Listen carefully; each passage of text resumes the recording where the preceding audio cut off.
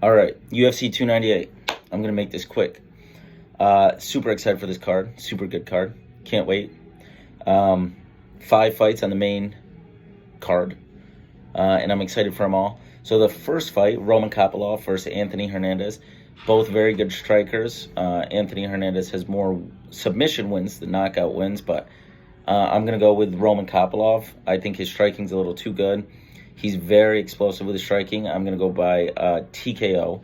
I think my prediction there is he's going to catch Hernandez with a head kick, and the ref's going to have to stop it. Just super good striker. And, Hernandez is a very good striker as well, but I just think Kopylov is just on another level. Second fight, we have Merab versus Henry Cejudo. I'm not even going to try to pronounce Merab's last name. Merab is just a machine. His cardio is like super fast paced, crazy chin. He just goes nonstop takedown after takedown after takedown. He's good in scrambles. He's not the best. He's not necessarily the best at like the wrestling either. He doesn't really hold people down, but he does a good job at like mixing his strikes up and just shooting the takedowns. Obviously, Henry Cejudo, gold medal, wrestler in a sense, won the Olympics.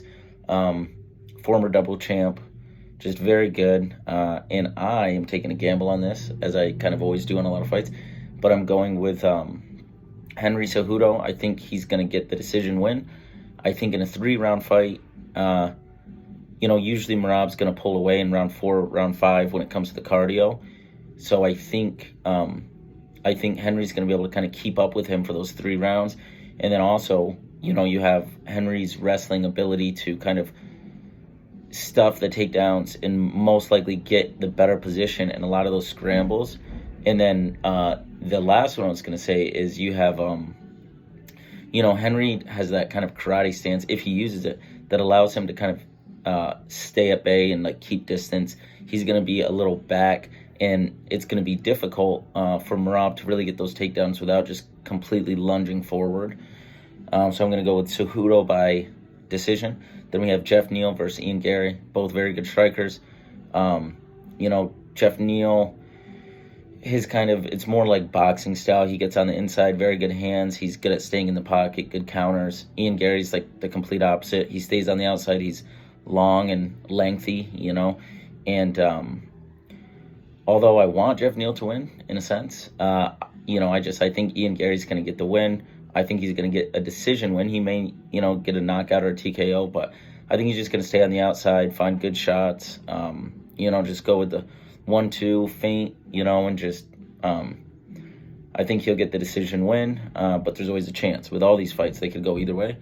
Then we have another good fight, Paulo Costa versus Robert Whitaker, Bobby Knuckles, one of my favorite fighters. A lot of these fighters, honestly. I mean, this is like one of the best cards I've probably seen since I've been a UFC fan. But Paulo Costa, he's been out for a while. But with that being said, he's had full training camps and he hasn't had to fight. And I feel like that could actually help in a sense, and really help like kind of your mentality as well. I mean, at least you're not coming off losses. And I just think his conditioning is going to be where it needs to be. His technique is going to be where it needs to be. Whitaker's coming off a TKO loss from Dricus du Plessis. And, I'm going to go with Paulo Costa TKO. I just think when Paulo's coming forward, his power, even though it's one of those things, like even Robert, Whitaker probably has the better technique in a sense. But there's not one single thing in a sense that really like wins these fights. So I'm going to go with Paulo Costa. And, it's like if he hurts Whitaker, it only takes 1 or 2 shots from someone as powerful as Costa to really just end the night for someone. So I'm going to go with Paulo Costa TKO. Then the main event, don't hate me for this one. I love Volk. He's one of my favorite fighters.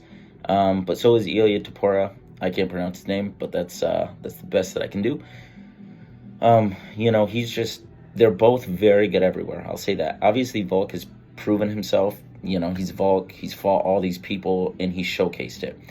One of the things I feel like I always see in the UFC is like, so many people compare records in a sense, or not just records, but like who they fought. And I remember this specifically with Islam versus Charles, and everyone was saying, Islam hasn't fought these people. And I always just think like, yeah, when people are coming up, they really haven't fought anyone until they have, and then they finally get that shot, and then it's kind of like, well, you know. But my biggest thing here is I don't think Volk does great when people are pressuring him, and Ilya's gonna really just continue to come forward, pressure him, and I think he shines when he's in the pocket. His boxing is just super clean, and I think he's gonna come forward with the pressure.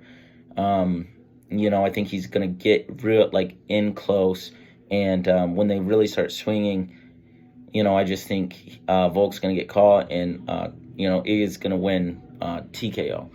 So those are my predictions. Let me know what you think. Mainly, I'm just excited to watch the fights.